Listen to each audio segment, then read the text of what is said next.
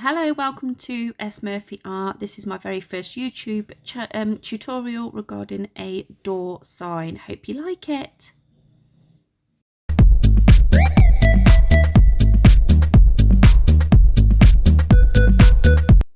So we're going to be using this mould to complete the door sign. I'd just like to share that I do use craft resin creative liquid, which is an A resin, B hardener. I have been using this product now for over a year for all my resin pieces.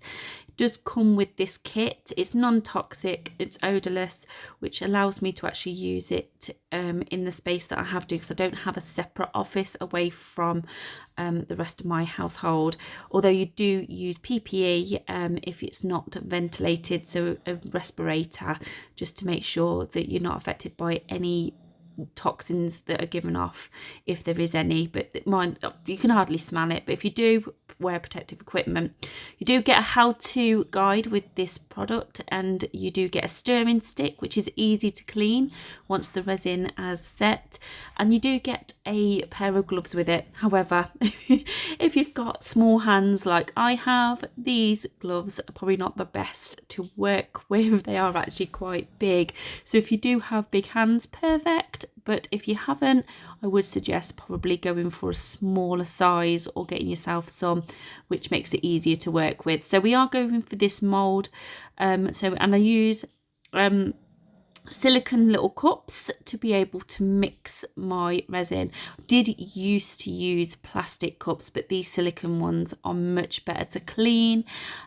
Plastic was a lot of waste for me. I just couldn't do it. So yeah, silicone cups so much easier to be able to work with regards to stirring it. So yeah, I do use this mold. I prefer this one. How lovely is this one? It's a bit more of a, I don't know, it just has character. So just make sure though, when you are putting your resin in, that you are putting it into a nice clean mold. There's no fluff, and it is really clean with no debris in it as well. So here we go. I'm going to pour my A and B resin. I absolutely love this product so much. It's so clear, and it just pours really well. Resin is self-leveling, so if you are new to this, just please read the how-to guides as well, and make sure you're following all instructions. So it all comes with a part 1, part A, part B.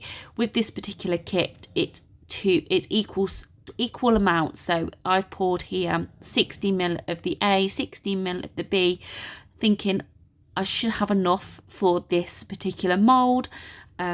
But I do end up with a little bit more. So if you do have a case where you have got a little bit more, always have a mould or smaller moulds set by, so you can just fill those in, so you're not wasting any of your resin. Now, I didn't realise how far up the camera was. So you're not actually seeing what I'm doing. So note to myself for next time, although I did actually record this video in portrait initially. So I've had to do a lot of cropping of the videos and editing. So with the two molds, because obviously the smaller silicone cups, don't hold a lot, I do get a larger one as well. So I'm using a larger silicone jug to be able to mix the two.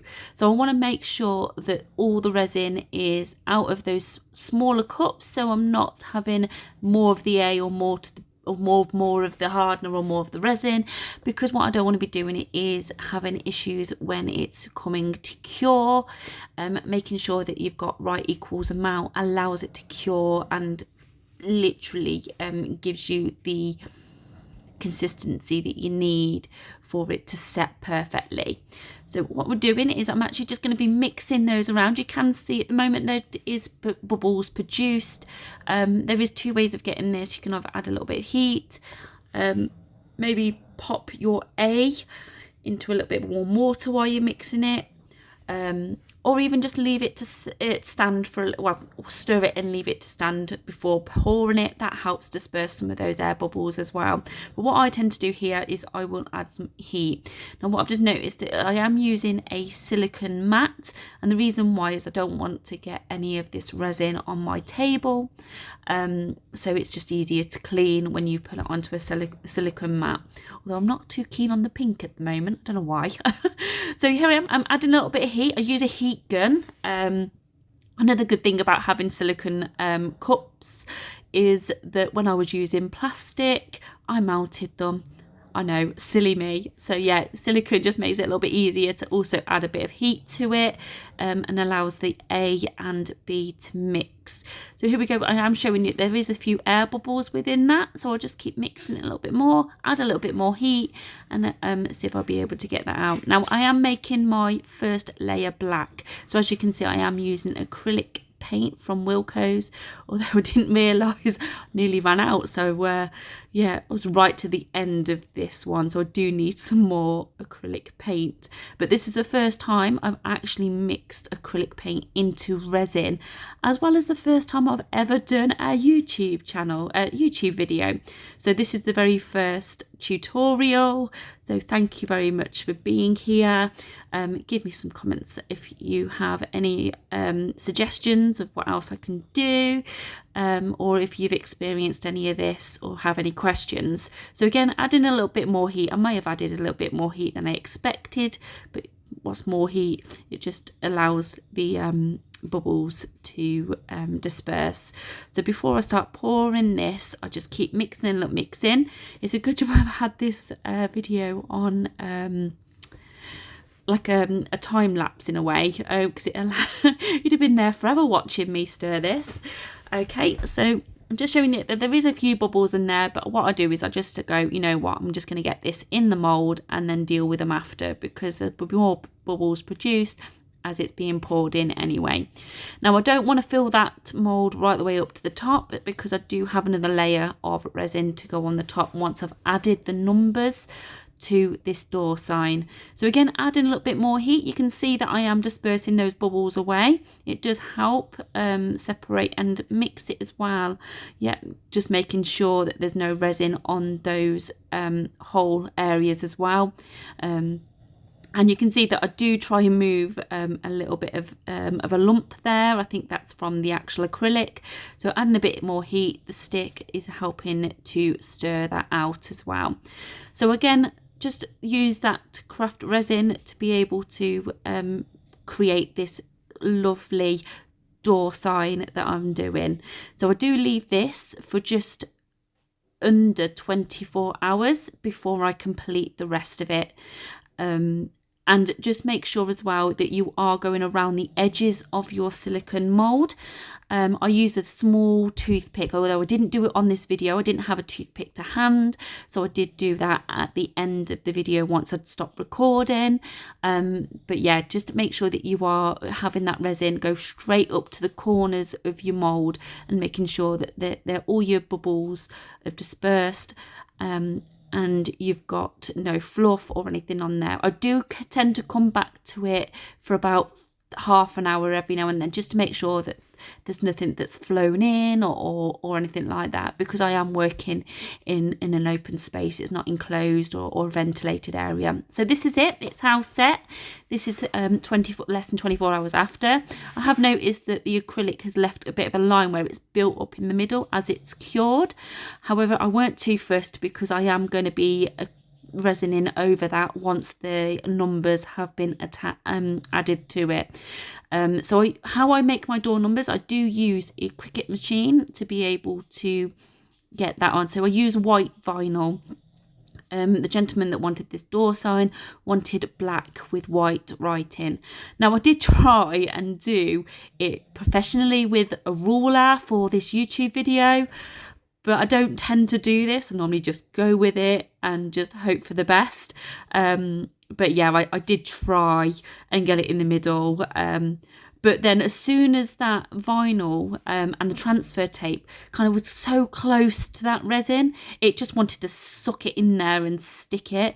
So yeah, and once that resin had actually touched it, the vinyl had actually touched the resin, I really didn't think I'd be able to get it back up again, because as you can see here, it's not quite centre, even though with the ruler, I'm just useless when it comes to things like this. I normally just wing it and just go, yeah, it's about the middle. But as you can see, it's not quite right. I think it would look a lot more better if I had recorded this in landscape. So if you are a beginner to YouTube like I am, make sure you are recording all your videos from the offset in landscape mode and not portrait like I did, because I've had to do a lot of cropping and a lot of video editing to get to this stage.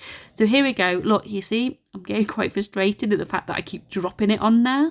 So in the end, I was like, you know what, that's about the middle. This is me trying to work it out and go, you know what, I think I'm happy with it.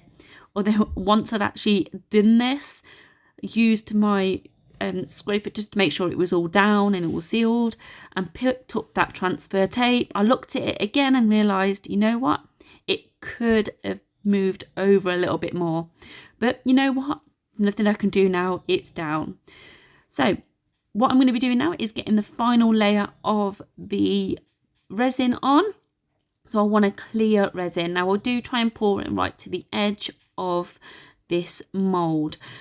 So what I'm doing off camera, which is frustrating because I didn't realise I weren't on camera, is pouring out the final part. So it was 40 ml of the resin, which is A, and 40 ml of the B, which is hardener.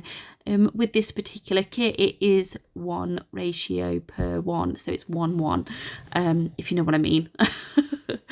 But obviously some epoxy resins or resins do come with different ratios, so please read the instructions before you start getting down to business. But yeah, again, this is the first door sign that I've done, and this mould is probably the second time I've done something with this. The first time I did was a sign, which never got a chance to record. So again, make sure that you've got no fluff on that in-between layer. You don't want to be putting this resin on top and noticing you've got bits that are going to be stuck there permanently. If you've anything like me, just the smallest little thing would really bug you or bug me. So yeah, that's pouring it on, making sure it's going right up to the edge this time. And again, I think I just had just the right amount of resin this time to actually get to the top, making sure it's also going around those loops, because those signs of where the actual chain or screws or whatever is going to go on. Again, adding a bit of heat, removing any bubbles that are present. What I would advise now, if you're doing multiple layers of resin, this is a stage where I wouldn't go around with a toothpick to break any of those edges for any bubbles. So as you can see, I am actually just tapping it just to make sure I'm releasing any of the bubbles that are actually on the side, because what I don't want to be doing is catching the bottom and breaking the seal between the actual bottom of the door, so the black side of the door sign, and the mould. So here we go, it's all done and demold. So this is again 48 hours after, because I always leave 24 hours per each side. So each layer, sorry, so the black and the white. So that's all demolding. It looks really good. I'm so happy and I'm really pleased of how it's turned out, apart from the actual edging. So as you can see, that is what you would get if you was just to go acrylic on its own. So yeah, this is the first time I've used acrylic in resin. Again, I noticed that my table or something is not level. You can see that there is much more resin on one side than there was on the other. However, I'm really pleased with how it's turned out, especially for the first go. And you can see that there is the two layers. You can see through. You've got your black layer and then your seal. And the reason why I did the top seal was because of the vinyl numbers. So yeah, that's the completed door sign. If you are watching this, thank you very much for your time. Please like and subscribe for any future tutorials.